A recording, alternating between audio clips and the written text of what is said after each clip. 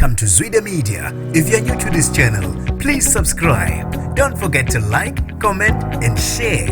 Here's a new video for today. Enjoy.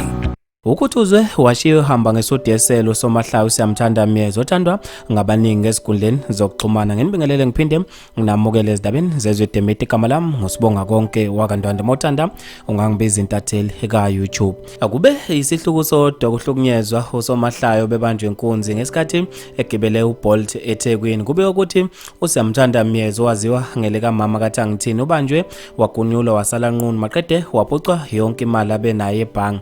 Kube ukuthi ubanjwe izigebengu ezingaziwa ngesikhathi ebize iBolt. Ugibele iBolt eThekwini kanti inezigebengu bazabe sezimbamba maqede zamvala ngendwangu ubuso. Naye ubecabanga ukuthi bayadlala kanti sebeqalile bayamkhuthuza. Babe sebethatha konke abekuphethe maqede bangena ebhange lakhe bafuna imali bemkhombe ngespam.